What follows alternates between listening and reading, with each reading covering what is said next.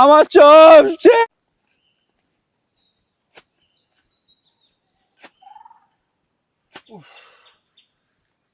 কি আকাশ ভাই, আপনি ক্ষেত কামায় কাজ করতেছেন? কি হইছে? আরে তুই কবে আইলি? এত লেখাপড়া করে আপনি ক্ষেত কামায় কাজ করতেছেন? ইলা, এই তো 2 দিন হয়েছে আইছি। 2 দিন হয়েছে, তুমি তো বড় হয়ে গেছো, অনেকদিন তোমার দেখা সাক্ষাৎ নাই। তোমার বাসার সবাই কেমন আছে? ভালো আছে। শুনলাম তুমি নাকি সরকারি ভালো চাকরি করো। হ, কতদিন হয়েছে জয়েন দিছো? 2 মাস। 2 মাস হয়েছে? ও, আমার তো কপালটা ভালো না। বাপটা মারা যাওয়ার পরেইতে এই খেত খামারের কাজ কইরা খাই, এই পড়ালেখা করছি, কেউ একটা ভালো চাকরি দিব এও দেওয়ার নাই। আমি থাকতে আপনার কোনো টেনশন আছে? আমার দ্বারা একটা ভালো চাকরি আছে, আপনি পাবেন। কস কি তুই আমার চাকরি দিবি? হ, এই সরকারি চাকরি দিতে গেলে নাকি 10-15 লাখ টাকা লাগে। এত টাকা তো আমার কাছে নাই, মাত্র 5 লাখ টাকা আছে। এ কয় 10-15 লাখ টাকা লাগে, 5 লাখ টাকা হইলে অনেক ভালো চাকরি দেওয়া লাগে। সত্যি? হ, আমার কাছে জমানে খেত খামার কাজ কইরা 5 লাখ টাকাই আছে। ওই টাকাটা আমি তোমায় দিউনে। তো কতদিন লাগবো? 6 মাসের মধ্যে হইব নি? হ, 6 মাসের মধ্যে চাকরি হয়ে যাইব? হ। কারণ ওই টাকাটা অনেক পরিশ্রম করে মাথার ঘাম পায়ে করে খেত খামের কাজ কইরা ওই টাকাটা জমায় রাখছি, বুঝছো?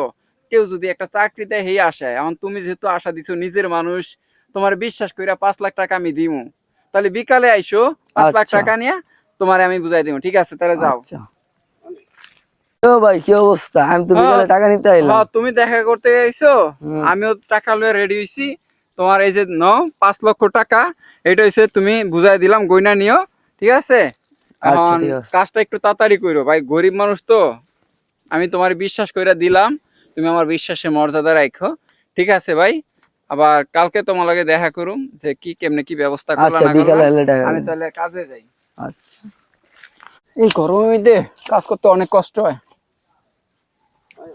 আরে মাহমুদ, কই যাও? এই তো সামনে হাঁটতাছিলাম। সামনে হাঁটতাছো? তোমার বড় ভাই কই, সাকিব কই? পলাই গেছে তো ঢাকায়। কার জানি টাকা নিয়ে ঢাকায় গেছে গা। এলা! আমার সব শেষ, মাথার গাম পায়ে ফেলে 5 লক্ষ টাকা জোগাড় করছি, সব শেষ হয়ে গেল। আমি অনেক বিশ্বাস করছিলাম বাড়ির পাশে ছোট ভাই মনে আমার চাকরিটা দিব, ভাবছি এই রোদের মধ্যে কষ্ট করা লাগবো না।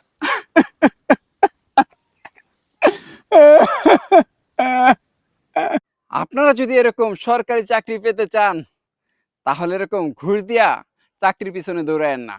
কারণ আপনার টাকাও এরকম উধাও হয়ে যাবে। কারণ বর্তমানে চাকরি পাইতে হইলে কোনো টাকার প্রয়োজন হয় না, নিজের দক্ষতারই প্রয়োজন হয়। তাই ঘুষের টাকা দিয়ে কখনো চাকরি করতে যাবেন না।